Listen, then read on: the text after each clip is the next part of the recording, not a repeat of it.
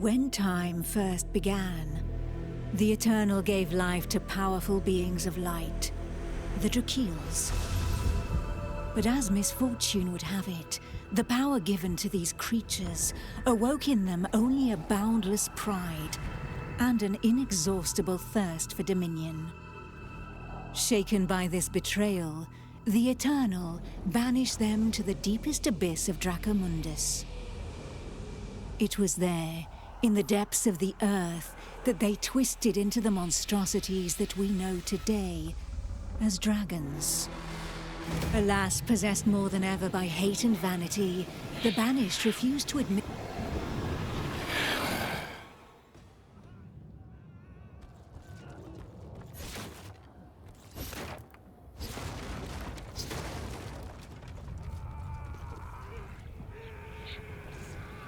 the voice of the Dragon Lord blighted people's spirits and petrified their bodies, instilling terror and madness into those who heard it. Never before had a breach so vast been rent between the two worlds.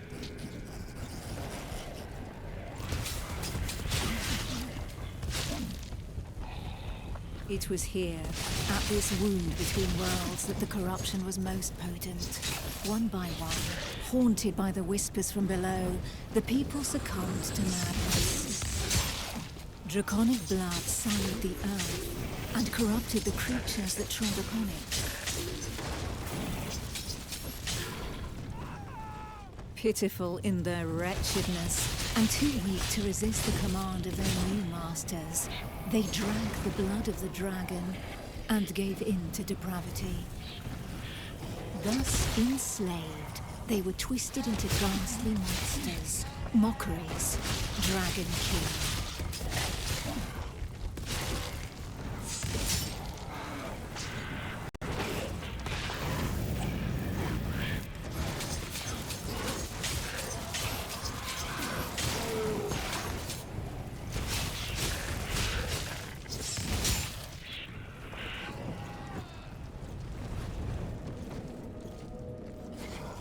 Men, women, children, animals, or as many slaves as there were devoted to their cruel masters, just as many grotesque monsters blindly obeyed any order given to them by their Dragon Lord.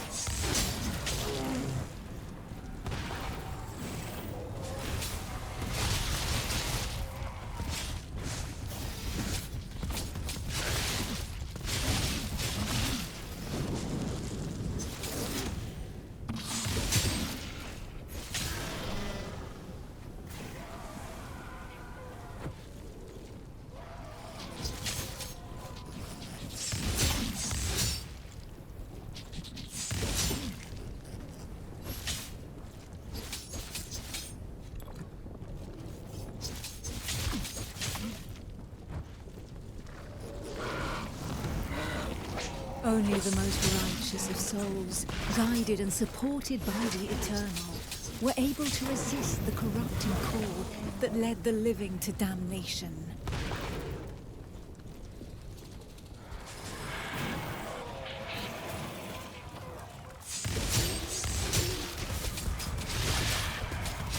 These righteous few bore the feeble flame of man through the darkest shadow, and though it flickered, it would not be extinguished.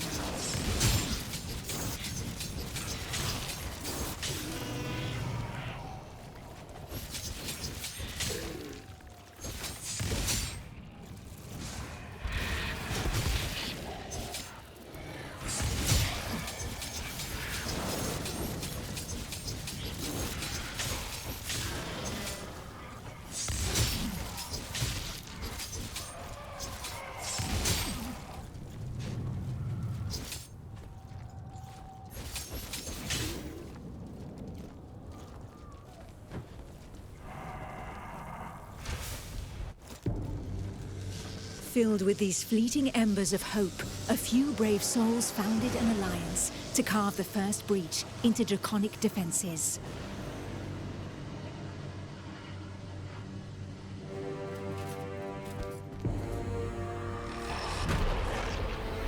Here, the Dragonkin's power was strong. It fused our world with that of the Banished.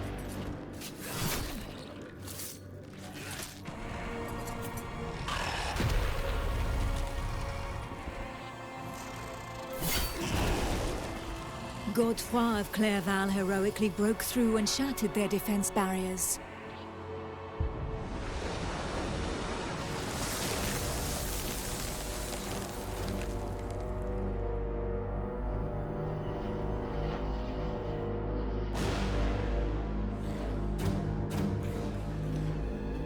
This act of bravery, a feat of the righteous alliance of men, allowed me to lend aid to the Knights of the Order of the Eternal.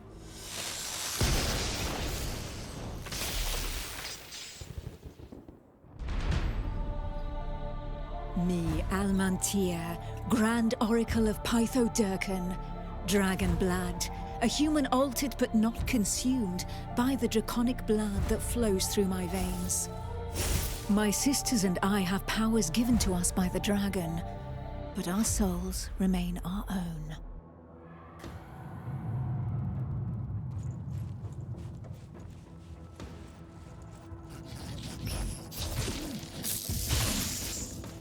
Neither Dragonkin nor entirely human, and afforded extraordinary abilities by our forebearers.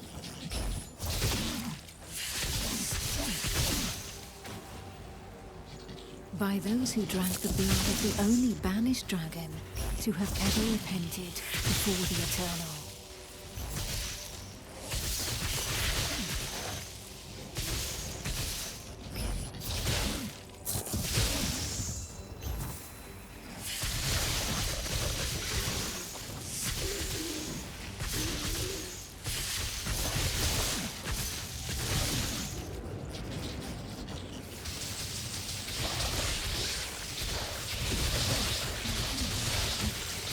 These few drops of draconic blood connected our thoughts to those of the dragons.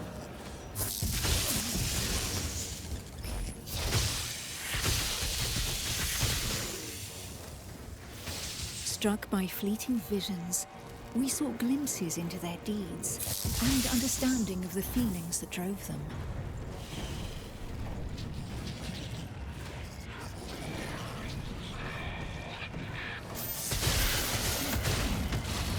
With that understanding came vulnerability. We soon learned that we were at the mercy of their whispers. The voices threatened to consume us, with no hope of salvation.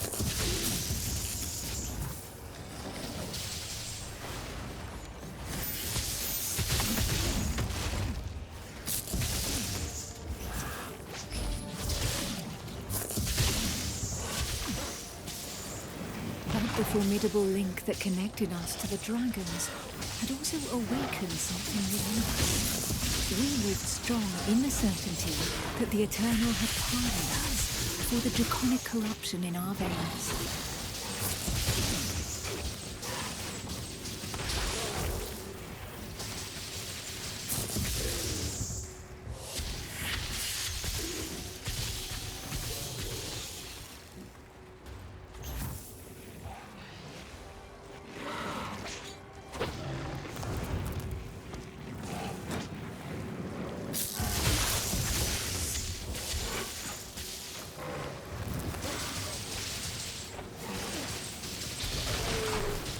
Our civilization fell alongside the blue dragon Pythodurcan, forcing us to live amongst men in the city of the Order of the Eternal.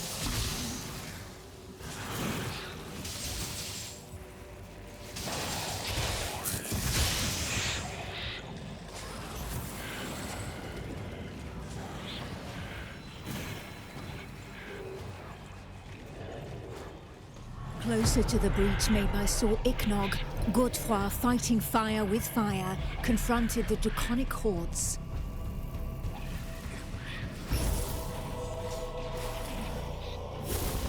I battled by his side, but my strategy was less direct.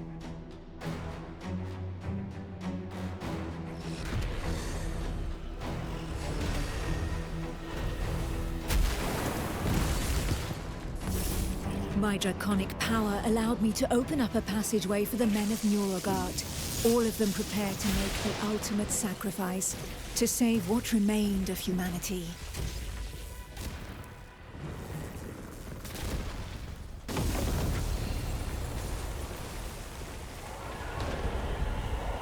Once this invisible barrier had been breached, they knew that their lives would hang by mere threads. But these warriors from the north cared little for the uncertainties of our plan. A hero's death in the heat of battle with their enemy was the greatest honor that could befall them. Led by the pale dragon blood Harold Truelson, the barbarian fleet had but one objective: to lure the enemy into the open sea and leave the path to the breach vulnerable.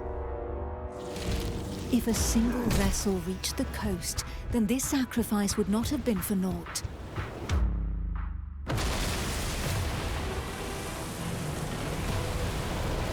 Harold Truelson reached the hostile shore and avenged those fallen from the Toriel clan.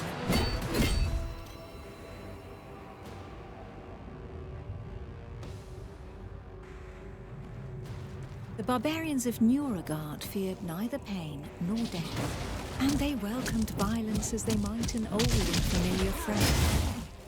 Truelson knew this friend better than most. His existence thus far had been one of suffering, of hardening his resolve, and of preparing to endure the worst of torments, without losing the one thing of value every warrior of his clan held dear: his soul.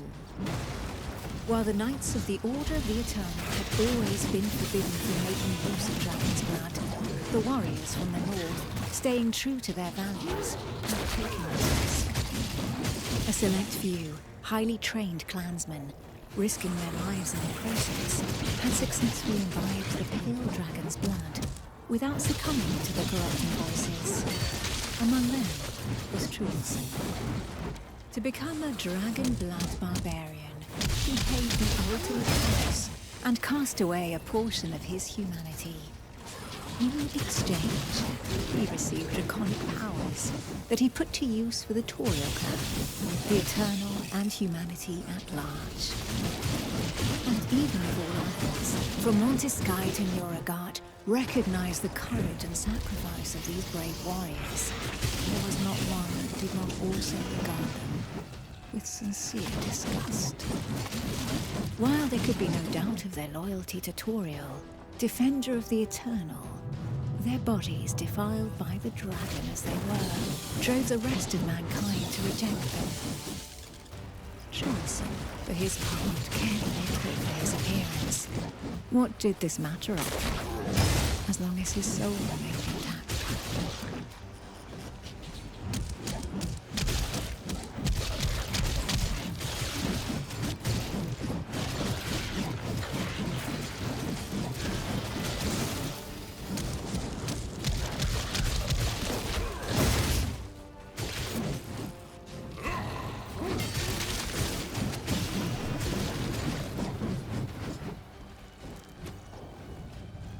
The pale dragon blood had achieved his goal.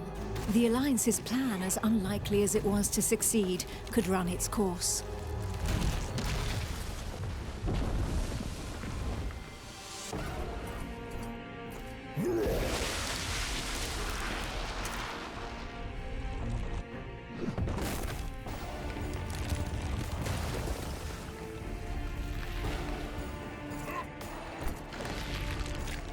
The barbarian waited for the signal that would tell him where to carve a bloody path through enemy defenses and lure the dragons far away from the breach.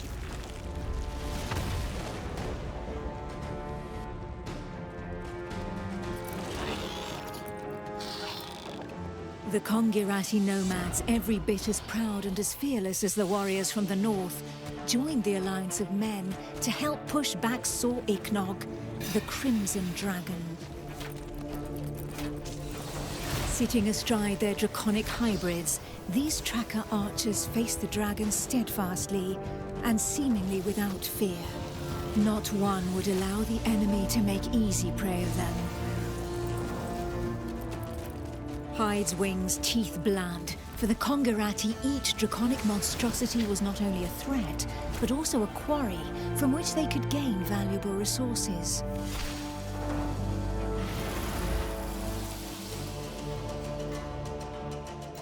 And where others had begged and prayed for divine salvation, these nomads made full use of anything the earth and providence offered them in order to survive.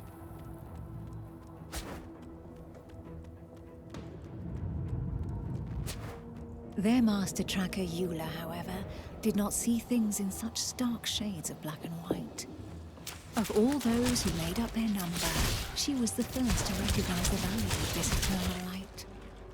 She rejected neither the ancestral traditions nor the tracking of the Dragonkin, who had made it possible for the Kongirat to excel in the arts of potions, alchemy, poisons, and draconic hybridization. How long would her people be able to continue traveling freely if the corruption were to poison the entire world? It was for this reason that she joined the Alliance of Men.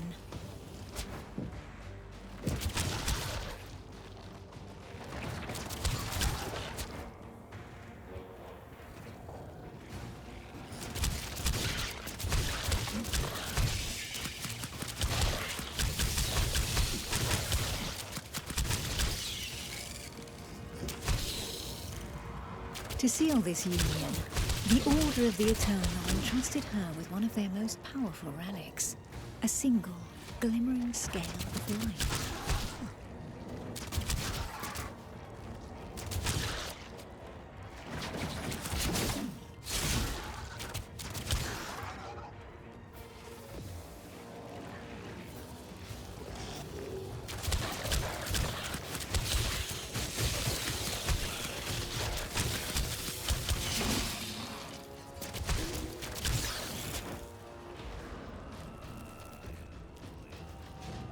If the legends are to be believed, this scale had been pried from the hide of one of the Drakeels in the heat of battle, back when these beams of light had pushed back the banished dragon lords that ventured too close to the surface.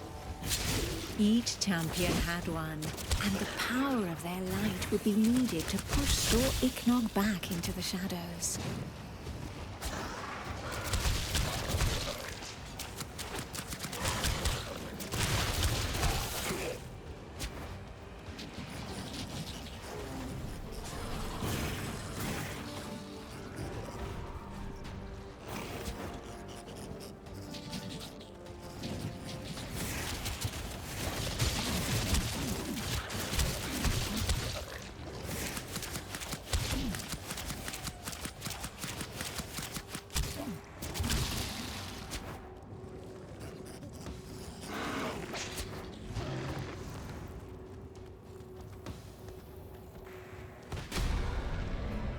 It was up to Eula, armed with her scale of light, to cast the invocation. She would then know whether she had been right to put her trust in the Order and in joining the Alliance.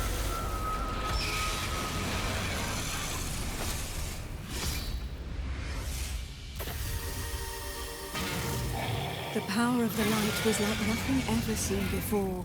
We heard the Dragon Lord howl into our minds, racked with pain and rage.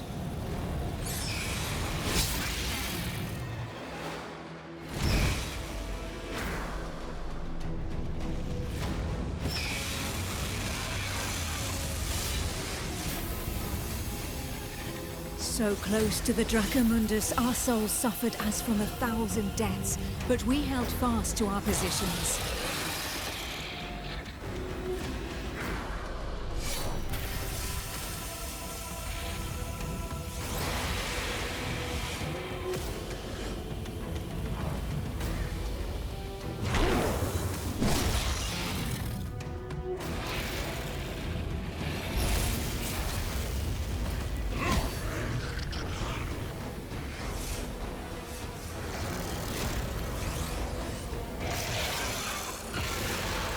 Inch by inch, the divine light pushed the corruption back into the breach. And it was thus that the Banished Lord saw Ichnog disappeared once more into the shadows, where he would suffer eternal retribution.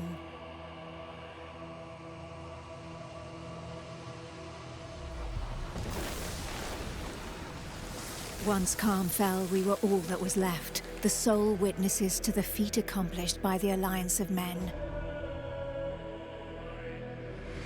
But more than ever, we knew that the taint of draconic depravity still festered in the depths of the abyss, impatient to break free once more.